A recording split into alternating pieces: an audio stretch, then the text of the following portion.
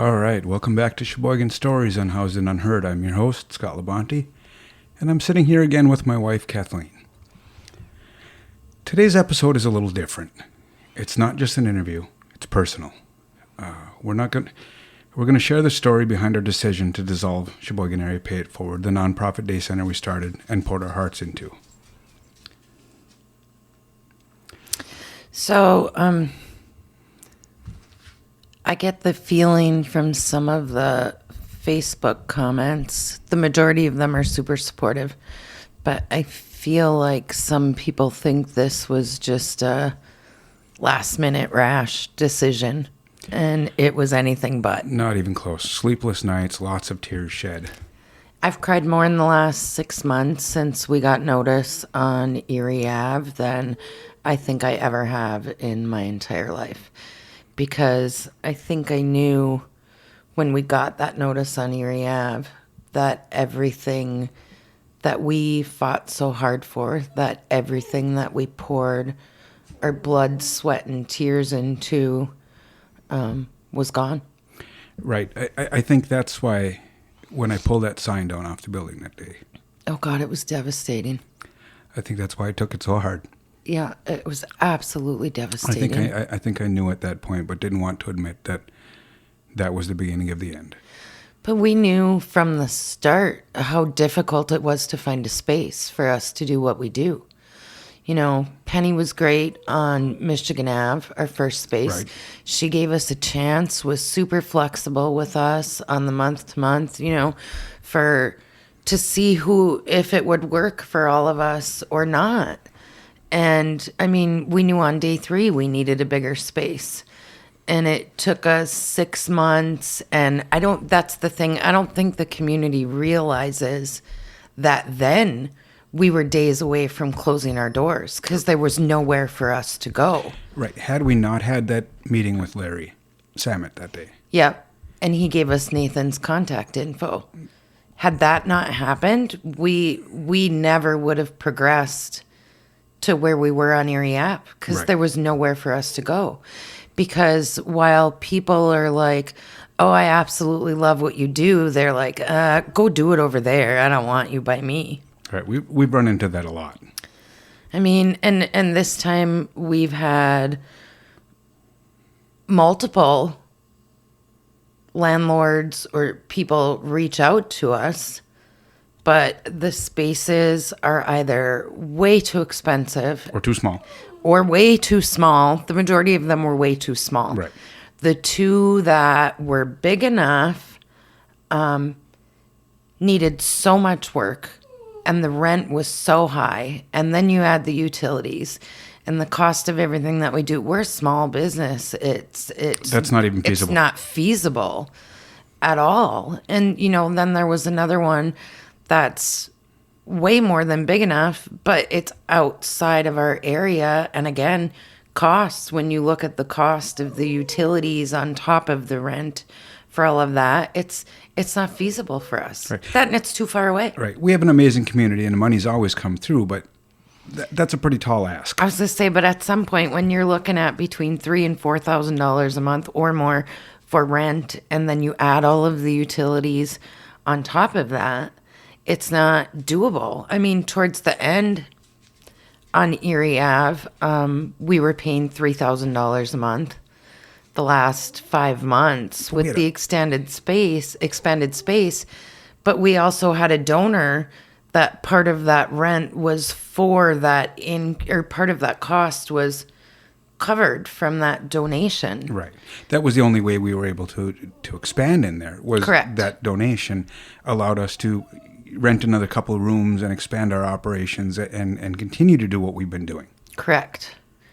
But yeah, I mean, and it's not been easy at all. It's been heartbreaking. I mean, we have, oh God, the shit that we have dealt with since March is exhausting, to put it nicely. I mean, I started off, we said that we were not going to go into somebody else's space. And Kate and I, We wouldn't be where we are without our volunteer, Kate. Right. We love Kate. Kate and I would get together a couple times a week and go to the community cafe. We'd go over to the library. We'd go looking for our peers, and that is it's exhausting. It is. Trying to hunt them down, and it was devastating, and still is. Watching so many of our peers spiral. Right. I mean, it's like from the moment we gave notice on Erie Ave that we were being asked to vacate, that the building was condemned, all of that hard work that we did to get to where we were and to get the relationships to where they were and the trust to where it was with our peers was literally gone with one announcement. Very quickly. They disappeared and just poof, MIA. Yep, absolutely. And we're seeing it this time. I mean, our lunch today was pretty sparse today. Yeah, it was very sparse. I mean, last Sunday we served 69 people in less than 30 minutes, and this Sunday we were prepared to serve 70 people because that's average. For us. They had brought enough for 100, she said. Yeah, and we are lucky, super lucky, if we saw 40. Maybe. I think even that's pushing being it. generous. I'd say more like 30. Yeah. Because, they're just not there. Right. They've this, and I get that, and part of, I guess, the struggle that we run into with this is, we've heard from our peers from day one. While we were trying to build up their trust, while we were trying to build that connection and really get to know everybody, that somewhere along the line in their lives, everybody has turned their backs on them. And now we're those people. And we're those people now. And it kills me. Right. And I've had people ask, well, will Salvation Army not let you be there? Will they? And I don't want any rumors going around about that at all. I will tell you right now, Salvation Army has been amazing to us. They're truly wonderful people. Heather and Wiley have been fabulous to work with. I mean, they stepped up when nobody else did. They've grown to be great friends. And and they said when nobody else stepped up, they stepped up. And they were like, come in, we're going to provide you this space. Mm-hmm. We're going to work with you. We're going to figure this out. I sat in meetings with Heather and Krista figuring it out, and our volunteers went through their volunteer application process. Even I did, and you did. They came to us when we expressed concerns weeks ago when you posted about the hard time that we were having and the frustration that we were feeling. And, they reached out and said, that we could look at what it would look like to extend our hours there during the day. And at first I got super excited and I was like, yeah, but we'd need a TV for in the afternoon. So, and she said, no problem. And she said, no problem. And then I sat there every day for a week after that. And I went, why? Why? Because I'm there 6 days a week between the downstairs and the Sunday lunches, and our peers come in, and people we don't know come in, whether they're new guests from another local shelter or whatever. They come in and you bring out the intake paperwork when you get 3 seconds after 40 people come through the door in 5 minutes. And I go and ask them to fill out the intake paperwork, and I just explain it's real simple and just basic information. We don't share it with anybody. Just to get to know you. It's for our records, and so I can figure out the best way to help you. And you turn around and I'm not 3 feet away and they're gone and the paperwork's still sitting on the table. Right. When we closed our doors on Erie Ave, we lost that connection. Yep. That we had with the peers. we had for anybody that ever stopped in there, that ever donated, or has even just been through the tour, we had that little counter space where we had all the snack items and stuff like that, and where we used to sit, and there was a bunch of stools on the outside of the counter area. And we've had some truly, truly amazing conversations at that counter. Oh, absolutely. For hours and hours in a day, we would sit there with our peers and talk and just hang out and laugh and tell our stories and get to know our peers so much better. And when we closed that door, that connection just stopped. And that falls in line perfectly with the, not knowing half of our peers. Right. Now, the whole dynamics of everything changed. And without having that connection, without having the consistency that we had with our peers, it really, our mission somehow got lost in the mix. Yeah. Yeah. Like right now at the center, we're providing breakfast, a quick breakfast. We're a pit stop. And some snack bags. We're a pit stop. And our peers, several of our peers have explained to me, I had a peer come up one day and say, Miss Kathleen, I need to talk to you. Can we have a conversation? And I said, absolutely. Let's go sit down. And they were like, no, let's go outside off the property where there's no cameras. And I was like, oh, is this a bad conversation? And I went outside and we had the conversation and I was like, why couldn't you talk to me in there? This was a very easy thing. And they said, because they have cameras. Something that we wouldn't, I guess, normally think of. Right. Well, I guess I didn't think of it like that because I was like, we had cameras. All over the place. Like they were everywhere and everybody knew that. I'm like, wait, cameras, we could see and hear everything. And they know that because I'd be at home sometimes and say something over the camera when I could hear something going on. Like, hey, I can hear you. Right. Or I see what you just did there. Yeah, I saw that.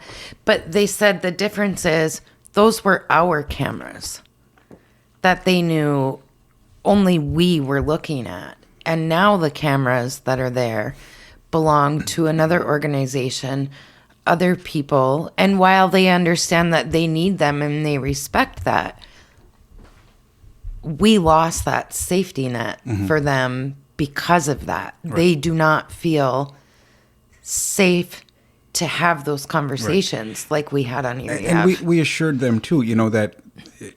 Nobody from Salvation Army is listening to us talk. They have better things to do than sit and watch at cameras and listen to conversations while we're there. They don't. That's not a thing. That's the least of their concerns. But I get it. I get it. It's a private moment. Yeah, and I had talked to Heather about that, and she gets it too. Absolutely. Totally gets it. It's nothing against anybody. It's what they need to feel safe. Right. And it's not there. And like on Erie Ave, we had the art center, so they could build puzzles, they could do puzzle books, they could color, they could play games, they could do all kinds of stuff. We don't have any of that. No, we can't bring all the shit with us. We brought enough. We got, yeah. We brought enough, but we can't.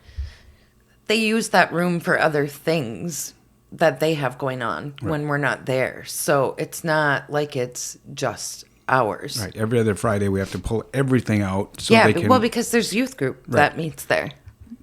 So we have to pack everything up, tuck it away, get it out, out of sight, out of mind type thing. And which I get it's their space. But that's a lot of extra work too. Right. But it's, like I said, started to say before, I said, like a week after she had offered the extended hours and I was sitting there and I was like, why? And I say that because literally we have had up to 41 people in a day. Mm-hmm. Some days it's 15 people. More often than not, it averages in the 30s. Yeah.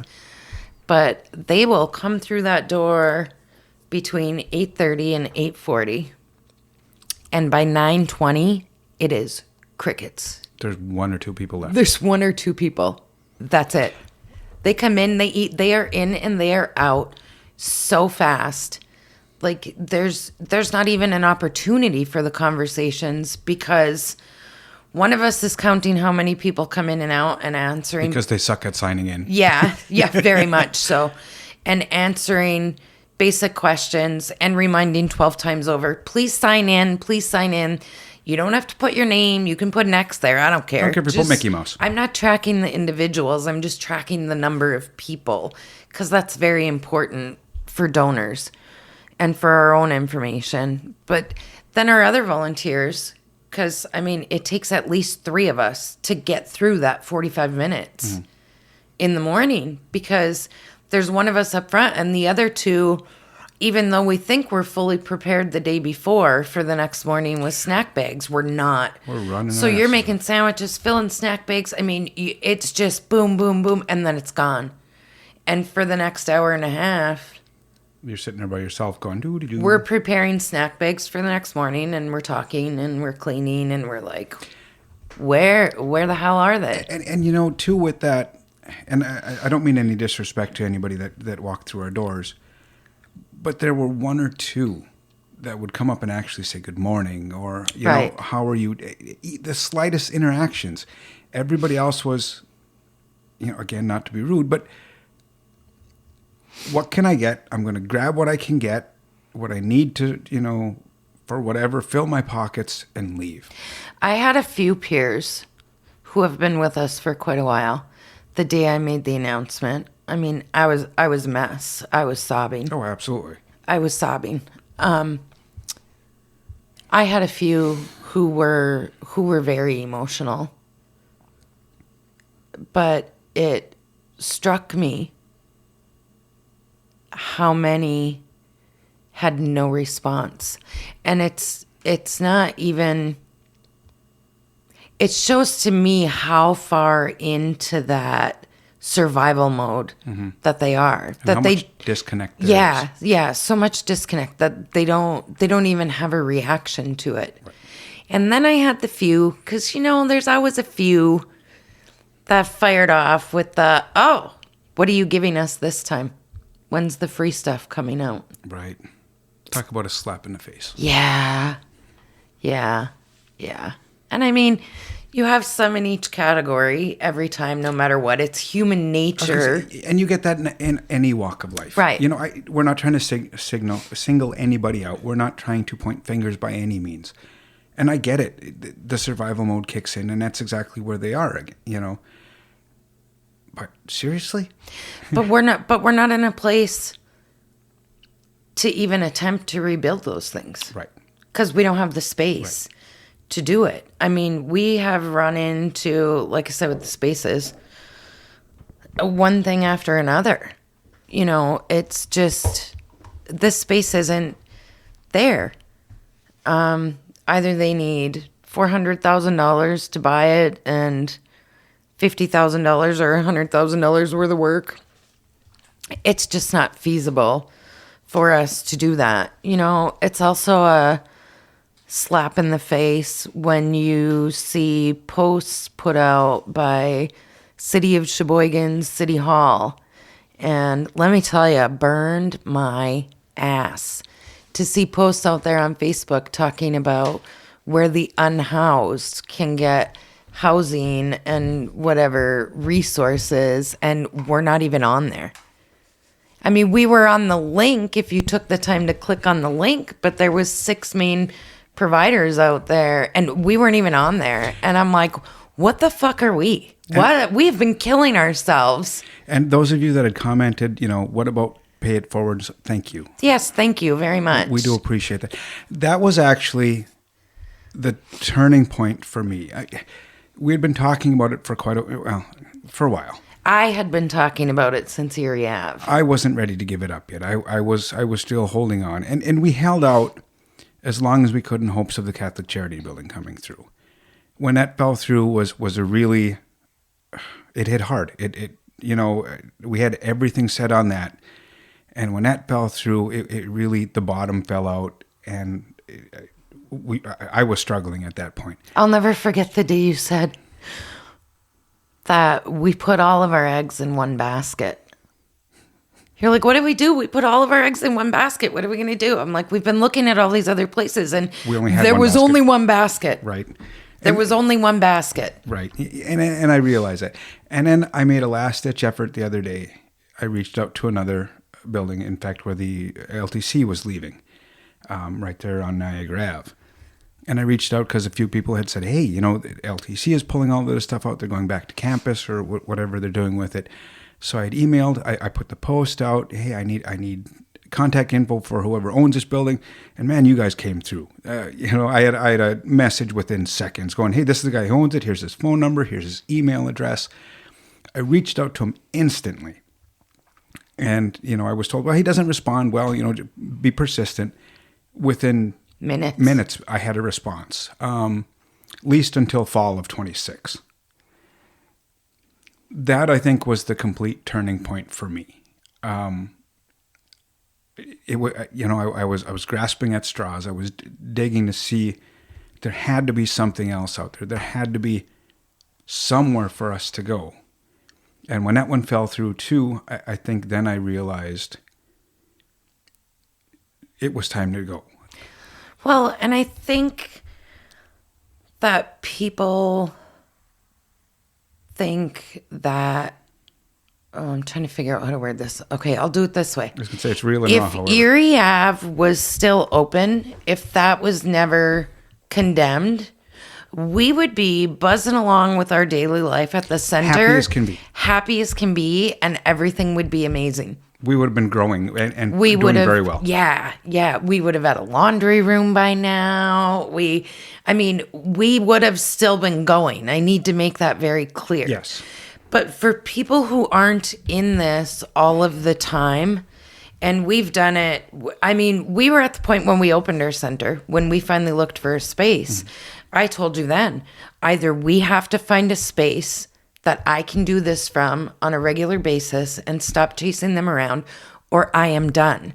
Because it is emotionally exhausting. And physically, the amount of time we put in chasing people around. Absolutely draining. And I think it's so draining because we know we can't provide what they need. Right. Without that space. I mean, that's our whole mission, is to provide them a safe space. Our mission when we started this, in our Sheboygan Area Pay It Forward bylaws that we had to create before we could even begin to dream of this organization, was to provide charitable and humanitarian services for the residents of Sheboygan County, including, but not limited to, providing a safe space for those experiencing homelessness. Without that space, we are not fulfilling our mission. Our mission is not coming through. And without that, there's so many other aspects to that we cannot do because of not having our space. Right. You know, and we've been reached out to, and I'm just going to say that we've been reached out to by a few people like, will you transfer your nonprofit? Well, that's not how that works, for starters. You can't transfer.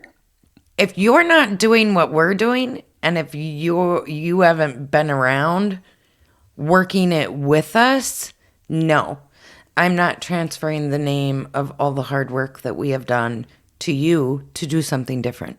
Right. I'm not. Mm-mm. I'm not. We grew this from nothing.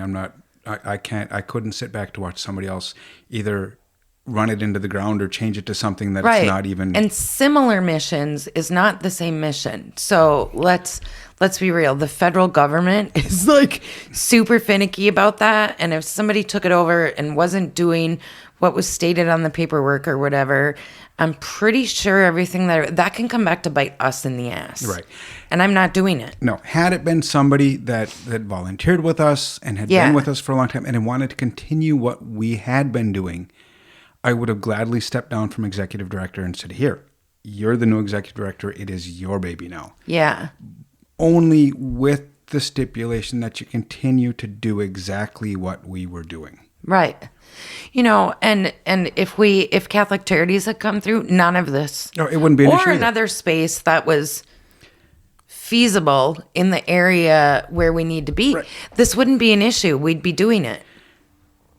Speaking of spaces, and this is where it gets the real and raw part of this whole podcast. Through all of this, we've been putting out there since they let us know in March. Yep. When they told us that they were shutting our building. Yeah, when we got the notice to vacate. March 13th or 14th, whatever it was.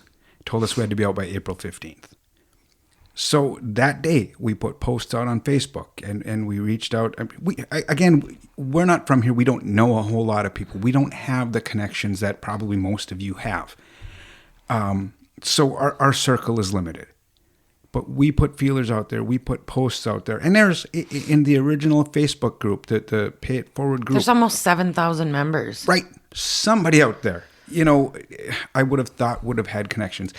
Since March, we've been putting out there that we needed a space.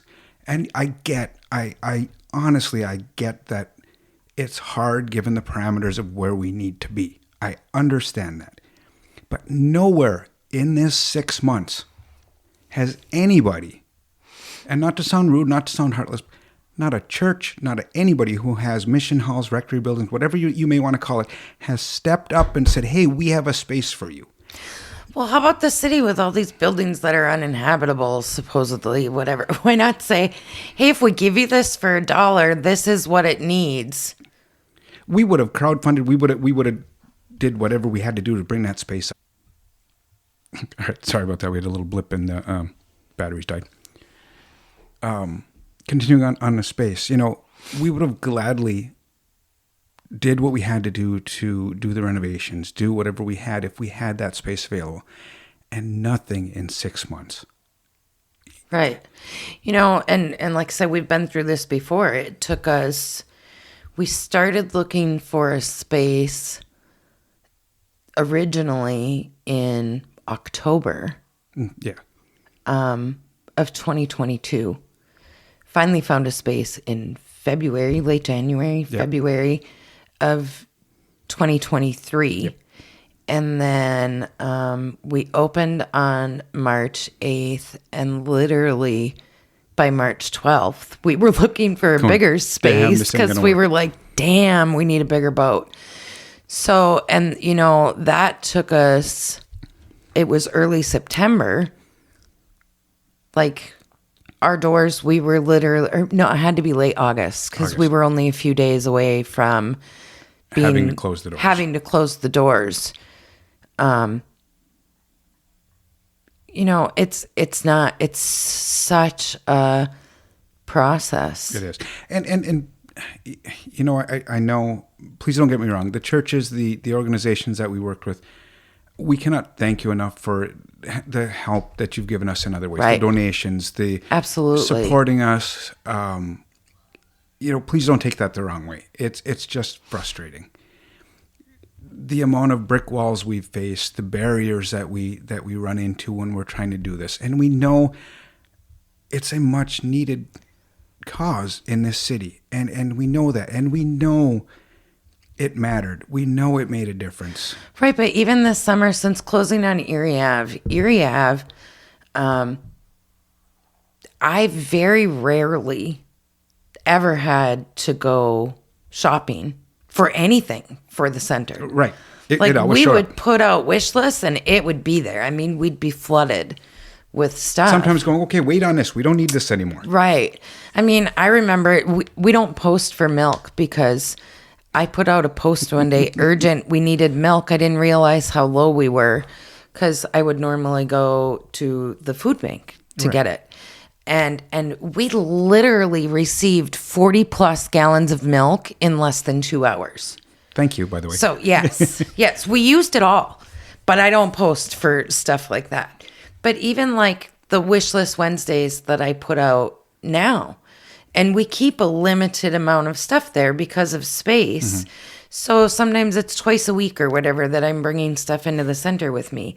But we have literally spent over $1,000 a month, mm-hmm. every month, on basic supplies for the center. Right. Like bread and whatever. I mean, I've always had plenty of peanut butter and jelly. Yes. Thank you. But just the most basic things that are on our wish list. Fruit snacks, snack bars. Yeah. This summer, Jess, our volunteer Jess and Mary, love them. Thank you for what they do because Jess has made more lunches this summer because we had a lack of people signing up to provide them. So then I put out a post, that they could donate money and that our volunteers would make them, or I would, So I'm super grateful to the ones who were able to donate money for that, because it has all been used to provide the Sunday lunches, and I don't think people realize how expensive that is, or how particular you have to be to feed 70 people. Because let me tell you, I had to laugh. The Sheboygan Press took information from our Facebook posts, and thank you, by the way, for at least reporting it accurately. Yeah, we appreciate when you that. Quoted, we super appreciate that.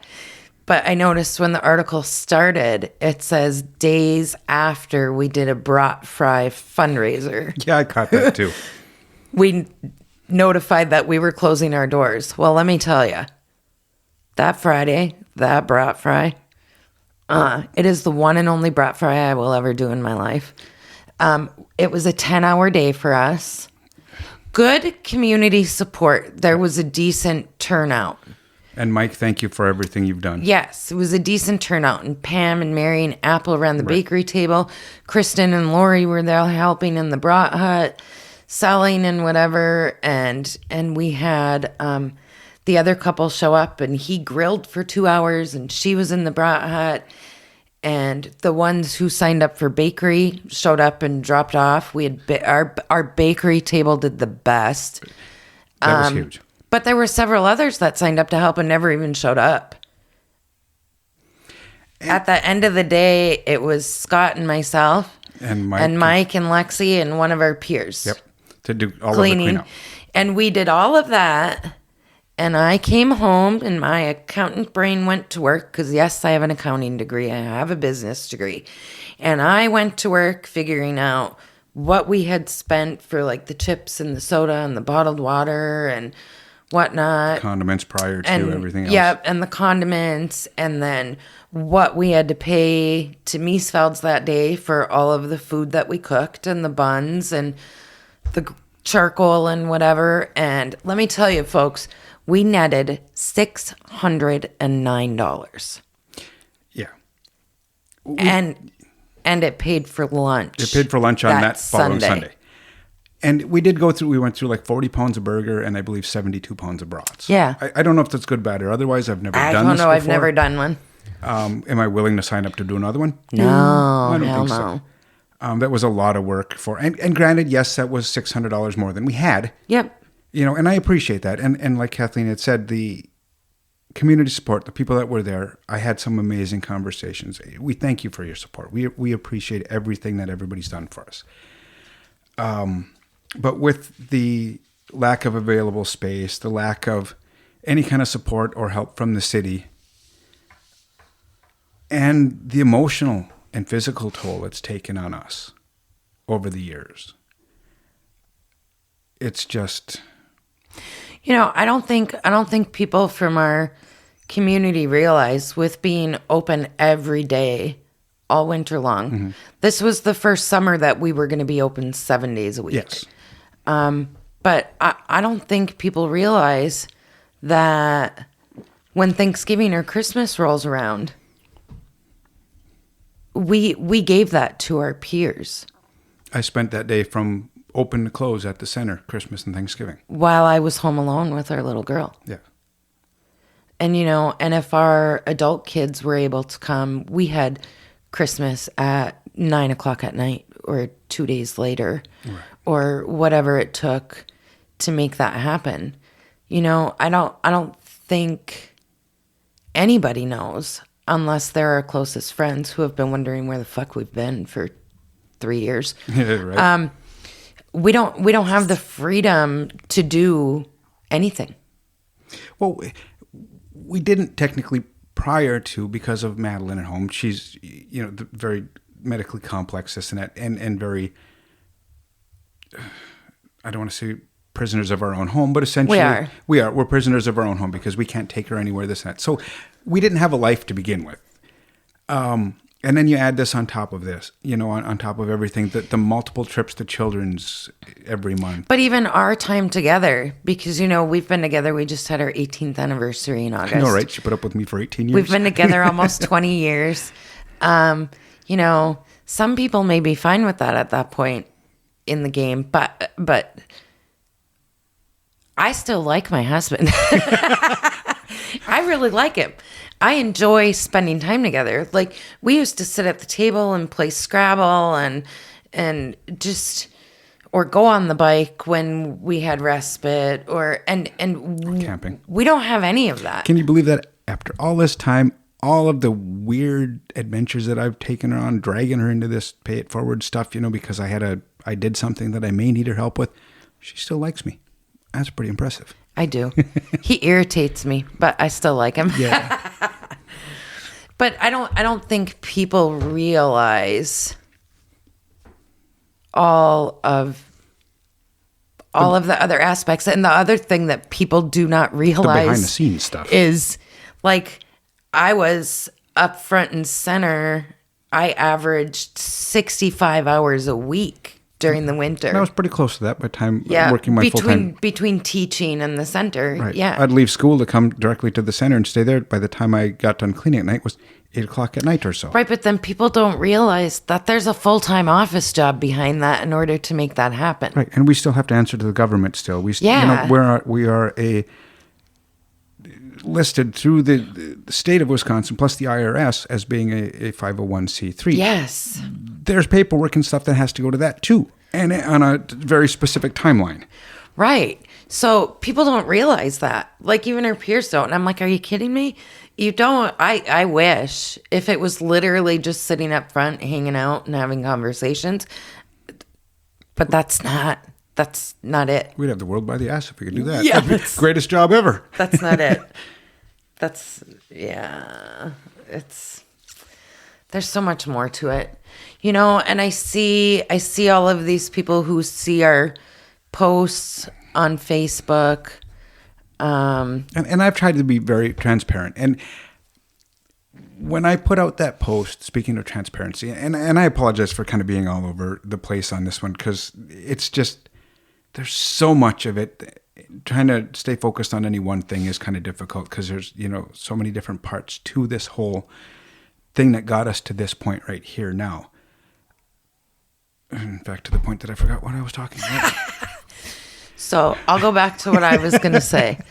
I see all of the support I get it. on the posts and the I understand, and I see the ones who are concerned, you know, there's not going to be a Sunday lunch. There's not going to be and some of these individuals who are people who have been involved in one way or another in different aspects with our peer community over the years. But let me tell you, we wanted to do picnics in the park. That was the plan. Oh, that would have been cool as hell. When Erie Ave closed. And what was his name? Travis, I can't remember his last name. Was it Department of Public Works? Yeah, from DPW, Yeah. I do believe. He was super quick to email us and tell us, you know, you may need to look into, you need a special events permit in order to do that in the park, blah, blah, blah. Because of this, that, or the other thing. At 4:14 on the Friday before our first right before we went Fountain home on a Park Friday. Thanks. picnic. And we responded because we didn't meet any of that criteria other than maybe a 10-minute overlap with the number of people because they come and go. Yeah. The max we could have had was 50 people. Right. But Scott very graciously and professionally responded to him, asking some questions. We've never heard a single word. Not a peep. Never got a response. I asked So for... tell me that you did that because you don't want to see our population in the park. That's it. Without telling me. Right. You know, and I did that very tactfully, knowing that, you know, I have to tread lightly because at that point, you know, we were still looking for a space. We were looking for whatever. And we had to go in front of the planning committee. We basically had to kiss the city's ass. Yeah. In order to get what we want, because it's been tough enough trying to find a spot and finding a spot that they would allow us to be. Right. And I will say the first two times, Michigan Ave and Erie Ave, when we went to the plan committee. Oh, they were incredible. They were incredible. Other than... The mayor was the only one who had a question about why would we want to be by a bar. Right. Where a community member very graciously stepped up and said, show me a spot in Sheboygan where you're not near a bar. Very valid point. You know, but he said it from the aspect that day of our peers would cause the problem by the bar. Not even close. And we had massive problems by the bar. I will be the last person to deny that. We had massive problems. I mean, but it was not our peers. Bar people were horrible. Yeah, there are some shitty ass people that hang Right. out on Michigan Ave. Rude. We'd be hanging around outside, talking, just hanging out this and that, and they'd be walking by going, what's those people again? I'm like, just piss off, keep walking. Right. That's rude. Or they'd fishbowl the window. Ugh. I always got a kick out of that. We had the big windows in front of the building there, and people would walk by and they'd put their hands up to the window and they're looking in like that. And I'd go running outside going, hey, why don't you come on in and say hi? This and, oh, no, thanks, I can't. I'm like, then stop looking in the damn window. Right. Yeah. Michigan Ave was not a good place. Like a few people went looking this time, they were like, oh, here's an address on Michigan Ave. I'm like, you could not pay me to go back on Michigan Ave. Chance. Not a chance. There are some mean ass people there. Anyway, Nobody deserves that. Squirrel moments. Well, I'm thinking about it. When I lost my train of thought there a little while ago, I was talking about the transparency. I've tried to be, I try to keep everybody posted or updated on Facebook by posting this and that. And like I said, I believe in 100% transparency, and I did from day one. I want everybody to know what we're going through, every little win, every step we're taking, everything we're celebrating. And when I put out that post about our struggles that day, we had words about that. Yeah. You didn't want me to put that out there. And I get that. But at the same time, I wanted to put it out there because one, the 100% transparency, but the same.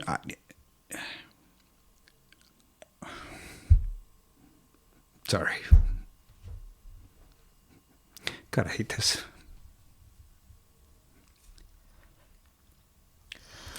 Not only celebrating our victories, but realizing we're human and we struggle too. Yeah, absolutely. And I needed people to see that we were struggling. Yeah, and we've never hid that from our peers either. No, we've always been very upfront with our peers, and they've appreciated that. Let me tell you, the biggest joke on Erie Ave was don't talk to Kathleen until she's done with her coffee. I mean, everybody knows that. Welcome to my world, people. If I walked up on the porch in the morning and they were all like, good morning, good morning, good morning, and I could say good morning, but not yet. Not yet. There were other days I'm like, it's good. We're ready to roll. But some mornings I was like, heaven help me, no. My child does not sleep. I'm exhausted. I was up trying to figure out whatever. Husband's pain in the ass, Yeah. But, but we never hide those things. No. Or there are days that I would go in. I just did it the other day. And I'm very upfront with our peers. I walked in and I was like, guys, I am in a fucking mood. And if you're offended by that language, too bad. Because if you're around me at all, it's how I talk, and I don't. It is what it is. Right. But I didn't hesitate to tell them. I'm like, I am super frustrated with where things are at, with where our relationships are at, with the shit that we see going on, and we can't do anything about it, and there's nowhere for us to go. And I had just recently heard that the mayor told somebody that Pay It Forward is fine in the basement of Salvation Army with their limited hours, and the Warming Center is fine at St. Luke's for the amount that they're owe, but you're both fine right where you are. Don't need to change any of that. So you know what? I was pissed. So I had to I make sure to tell the peers, it is not you. It has nothing to do with you. I have things that I'm trying to process, and I don't know. I'm struggling with them. So if I'm snippy or if I'm crabby, it's not you. I've apologized to our peers more times than I can count when I'm exhausted and I find myself being a little snarky or whatever, and I'm like, sorry, that's not you. Right. But it makes me mad. It makes me mad to hear and know that our city leader feels that way. I mean, people keep asking, did you meet with the mayor? Did you meet? Yes, we met with the mayor. It took forever. He was invited to both of our centers multiple times. Like, I would always manage when we were both at the same public event to corner him where other people could hear. And he's like, I'm coming, get me on the schedule to serve lunch. I'm coming. He never walked through the door once, never, ever. He would not respond to emails. He would whatever. So this last time, he finally, I don't know why, but he finally responded. And we set up the time to go and meet with him in June. Yeah, I don't even May know or what it was. June. Anyway, we met with him. And I mean, talk about just seeming genuinely disinterested in what we were. He had some specific questions that we were able to answer. But then, like, when I was talking about what we do and our relationships with our peers, and when we see our biggest successes, like when the warming center's open 12 hours and we're open 12 hours, between the two of us, all the successes that we make, because all of those fears are not there. They know where they're going to sleep. They know where they're eating. They know where they're going to the They're not out in bathroom. the cold. So, you know, that's when we make the most progress between the two places. And it was like, I don't know, I felt like I was competing with the doodling that was going on his notepad. You know, and that was one of those meetings I didn't know, I guess, what I expected to get out of that. I really didn't. Going into I didn't it, either. I didn't. And I guess my expectations were met because we got nothing. Right. And then to see the posts come out from the city of Sheboygan and we're not even on there. He at one point looked at us and said, well, compared to other cities, you know, we seem to be doing pretty good. Yeah, comparatively. Yeah. Yes, compared to other cities, we're doing good. You know why we're doing good compared to other cities? Because of organizations like us that pulled 60 to 70 people off the streets every day, gave them something to eat, gave them a warm, safe space to be, gave them Help the them work consistency. on habit change and the safety that they needed. Right, to take that next step. That's why this city was doing good. Yeah, well. So, let's see where it gets you now, buddy. Right. I don't know. But it's not, it's. And I know it's not just him. I know it, and I know there's not just there's no easy fix to this. I get that, but by not supporting organizations that are trying to help remedy the situation, that's not going to fix it. Well, I just think of it as if the city, I'm not going to single the mayor out. No, it's not fair to single him out. And we have some older persons who have been absolutely amazing to us. Absolutely The gentleman, amazing. the young man that came and met with us, Michael, Grazi has been fabulous. Joe. Right. Yeah, they've been absolutely amazing. Yes. So, you know, but if they have to acknowledge us, or if they do, or if they help us out in some way, then they're actually acknowledging that there's an issue. That there is an issue and that there are individuals experiencing homelessness And the in Malibu Sheboygan. of the Midwest can't have Doesn't a homeless allow problem. for that. Right? Yeah. Out of sight, out of mind. Right. Well, there's no place for them to go now, so they're not out of sight anymore. You know, and I would love for somebody to step up and do the Sunday lunch, because going into winter, there's nowhere for our peers to go Right. on Sunday. We started doing it on Sunday because the community cafe has Monday through Saturday, Yeah. and there was nobody serving lunches on Sunday. So, Well, and the library's not open. Nowhere's open. So we had our busiest day oh yeah, every Sunday. But Salvation Army's not open on Sunday. I mean, we could have made something work just for the lunch, but not an all-day thing. There's nowhere for them to go. So, I mean, if somebody's willing or able to do that, kudos to you. right. Because it needs to be done. And it can't be in the city park. It can't be in the city They'll park. be sending you emails very be. quickly. Yeah. Yeah. And there's permits involved and all kinds of stuff, unless you can get a church to donate Some space. the space. Good luck. We couldn't. But I say, but yeah, we didn't get that offered. No. So maybe somebody else can pull Maybe those somebody has strings better and connections than we do. make it happen. You know, I don't want this all negativity. You know, I would not trade a single thing that we have done no. throughout the last, it's been almost 6 years. Right. December 13th will be 6 years. Right. I would not change any of it. Well, I would. I would not close Erie Ave. Right. But the interactions, the struggles, the victories, that I wouldn't change a thing. I mean, we are coming out of this knowing that we have touched thousands of lives. Mm-hmm. And we have forever changed hundreds. You told me the other night before we went to bed about one of our peers.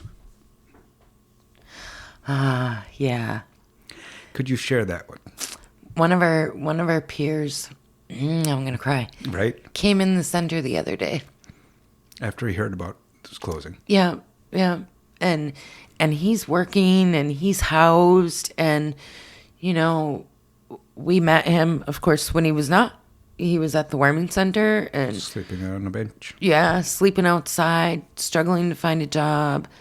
And, I would sit and talk with him through all of his frustrations. Yeah, we've had some amazing conversations. And his hopes and his, we would talk. And when he would get super frustrated, I would always remind him, okay, you're focusing on the really, really big picture, but we need to focus on what's right in front of you, the littlest thing that you can do first. And then this will come, and then this will come. Don't even look at the next one till we get this one. Yeah, don't look. Let's get this one.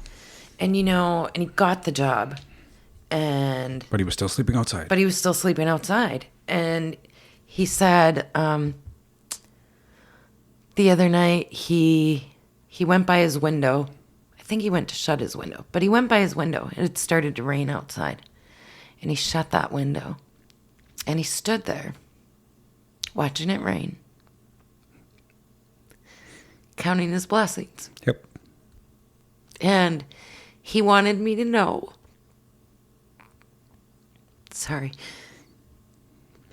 that forever in the back of his head, when he's standing inside his own apartment, watching it rain, that he hears me in the back of his head, talking him through all of those hard times and those moments of wanting to give up, and just to focus on that one little next step, just the tiniest thing, and that he is forever grateful for that, and he will forever be a part of our life. But he said, without us, without those conversations, he wouldn't be where he is. Right. It's those moments, and we literally have hundreds of those moments. Yes. Whether it was from helping with furnishing stuff for apartments before we ever even tracked any of that kind of stuff. Because there's so much that we didn't track any of it. Somebody would shoot us a Facebook message and, hey, I need this. You got it? Yep, I'm on it. We'd load it up and deliver it. And, there's so many good things. There's so many bonds. Oh, unbelievable. There are peers that came to us as peers that are now family. They're family. They will always be family. Yeah, they're family. They're lifelong friends. They're family. And with or without Pay It Forward, we will always have that connection. We will always be in each other's lives. They can't get rid of us that easy. There's people from other organizations that I'm so grateful that we made those connections. I'm so grateful for that. I'm so grateful for everything that we learned. I just wish I didn't have to learn everything the fucking hard way. But, I do. I mean, there's a different way to do things? Not that I'm aware of. Me either. I've been doing it the hard way my entire life. Damn it. Not that I'm aware of. So it's been truly amazing. Even with all of the struggles, all of the the hardships, all of the downfalls and I guess brick walls that we've hit. It has been an amazing journey. It really has. It has. But honestly, if somebody came up to me today and said, I have a space for you, you can have it. I don't. Emotionally, I don't know if I've got it in me. I don't think I have it in me to do that again. And part of that goes back to, since we closed our doors in April, when we started to lose those connections, when we started to lose everybody with that, and watching everybody spiral. Sorry about that. The leaf must have blew down the street or something.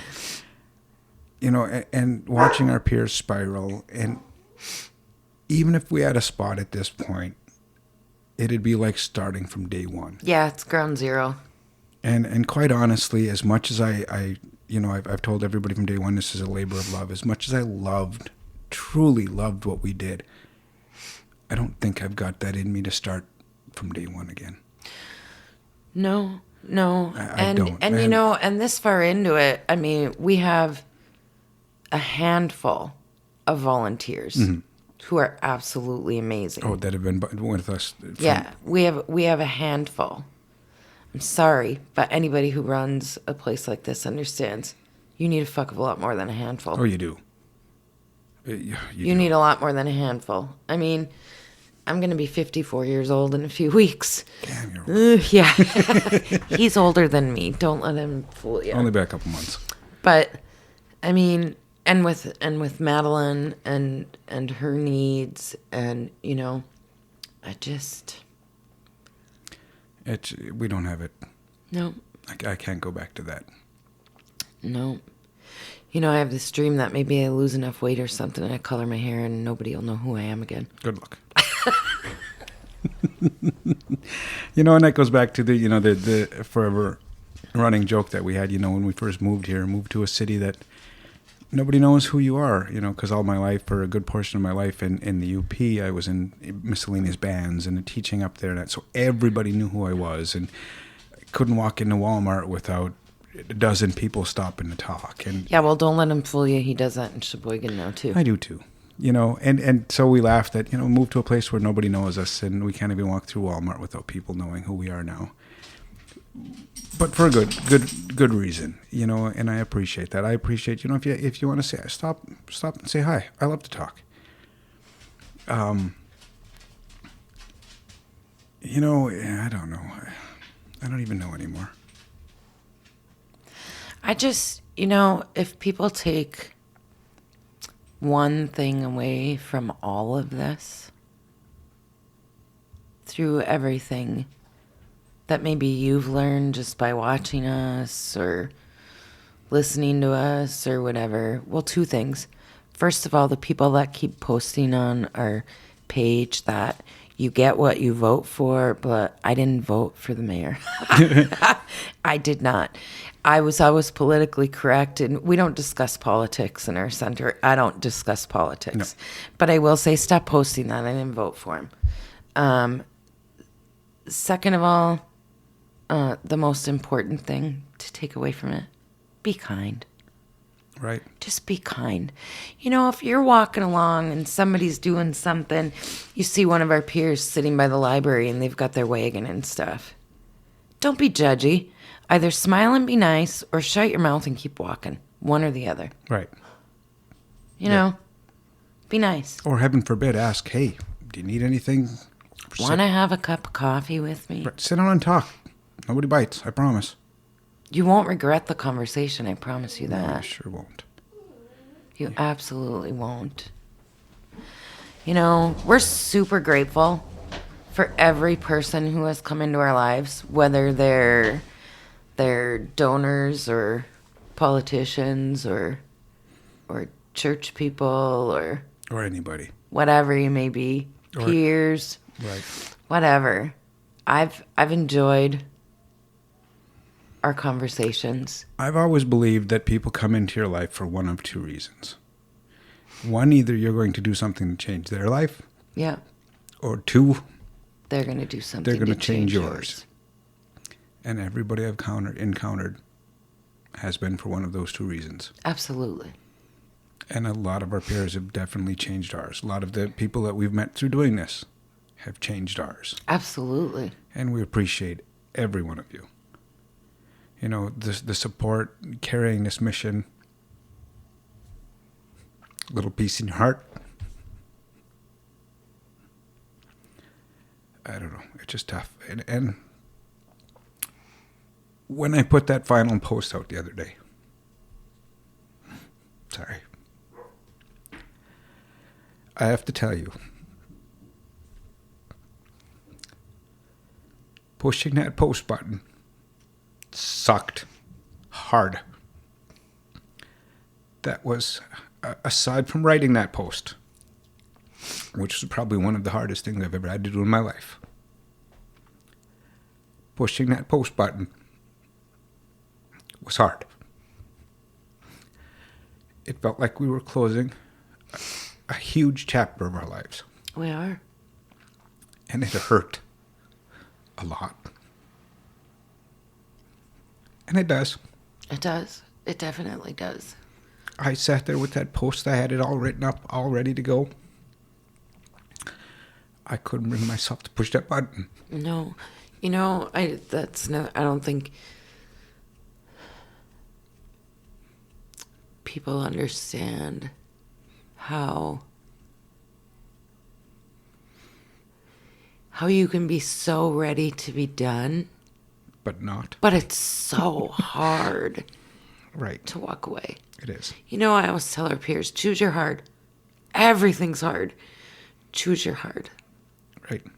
And we are choosing our hard. When it's hard. Because for the first time in over 6 years, almost 6 years, we have to choose us. Right. But it doesn't mean that we don't love them. Right. And I don't want to hear no rumors that there's health problems in our house, because there is not. No health problems, no marital problems, no nothing. Yeah, there's none of that. Oh, yeah, that was the other thing. Oh, it's going to cost you your marriage. No, we still like each other. Well, most of the time. I don't get to spend enough time with him. No.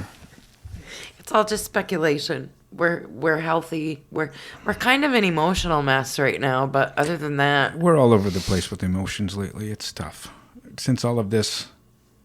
I will say I am one of the privileged people in the aspect of I have the most amazing therapist on speed dial.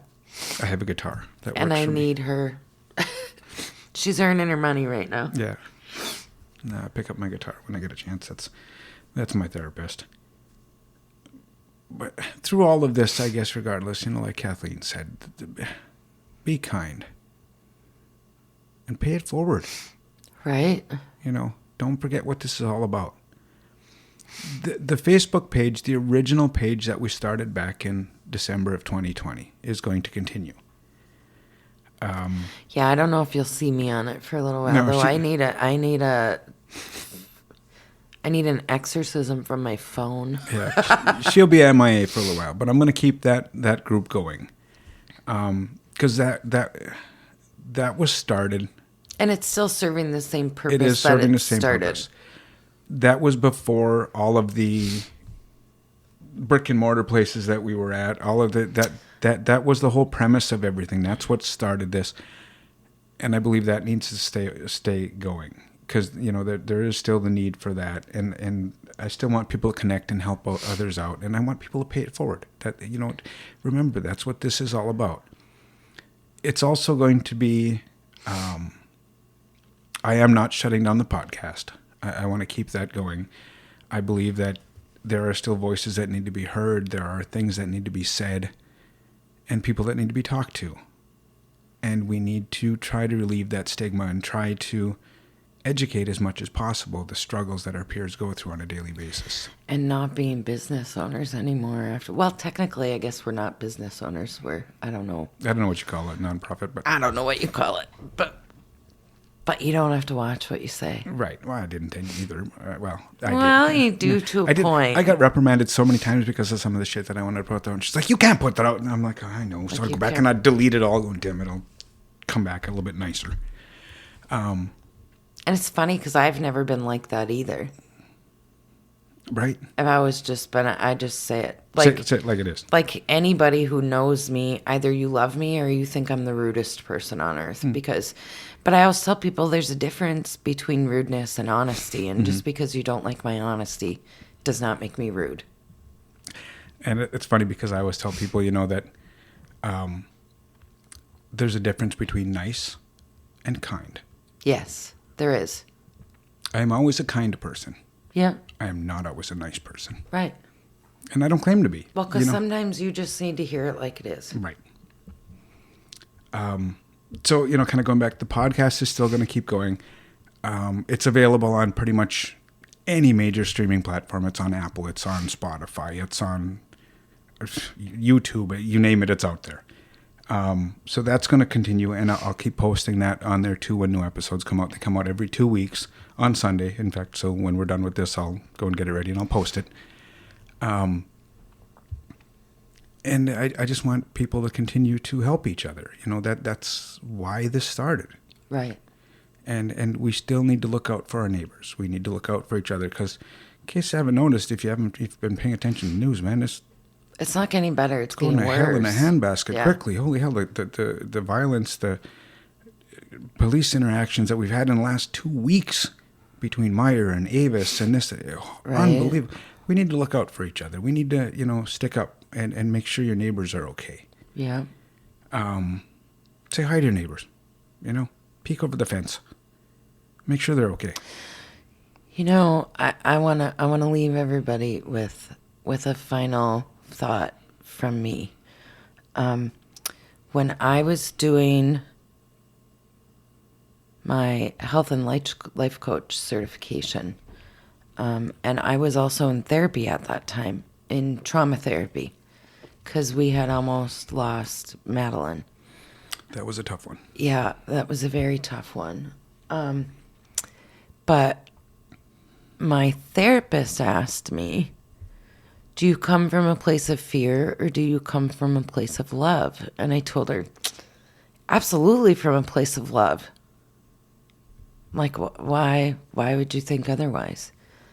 And she said, you think you're coming from a place of love, but truly you are coming from a place of fear. You are doing the things that you do because you are afraid of her not being here. Mm-hmm. And she said, and you 100%. think that's love. She goes, here's the thing. And I said, well, can't you do both? Because I love her more than anything. And she's like, I get that. She said, but here's the thing. Either you come from a place of fear or you come from a place of love. You cannot do both. You cannot do both. They do not coexist. So I had to do a lot of work on myself. And I need everybody to know that I have ever interacted with through all of this pay it forward stuff, that I have 1000% genuinely come from a place of love. And I want all of you to second guess yourselves and really look at, are you coming from a place of fear or are you coming from a place of love? Because I can guarantee you, if you've ever acted in a hasty or judgmental way about the way somebody else lives their life or the way our peers are living, you are living in a place of fear. Right. And you need to work on yourself to change that. Because the more people in society genuinely come from a place of love, the better our society will be. Definitely. Right. There's some thoughts to ponder now, isn't it? Right? Kick that around a little while. Let that thought fester for a little bit. See what you come up with. I like that. I don't think I've got a whole lot else. We're still here. We're not going anywhere. if you see us on the streets or whatever, don't stop by and say hi. Reach out. You can pet my dogs because I'm sure I'll be walking them downtown Right. looking for peers. Yeah, we'll be downtown. We'll still be hunting down our peers. I promise you. And we promise them that they can't get rid of us that easy. And so we have this week yet at Salvation Army in the basement. Friday is going to be our last day there. Friday at 11 o'clock is it. And then Sunday, the 14th, will be our last Sunday lunch. Our last parking lot lunch. And we've got Heavy Smoker Barbecue coming in. Yeah. Kevin and Jen have been truly amazing through all of this. Yeah, they have. Yeah, they've and been awesome. I'm thankful for that friendship as well. Yeah. Truly amazing people. That might be a rough day. Might not, but it might. I got a feeling it might. Yeah. But as always, I guess, please feel free to share this episode. Follow the podcast. Hit that follow button. That way you stay up to date on what's coming out. Keep this conversation going. Just because our organization stopped doesn't mean the conversation has to stop. As long as you're talking about it, that's making change. Remember that.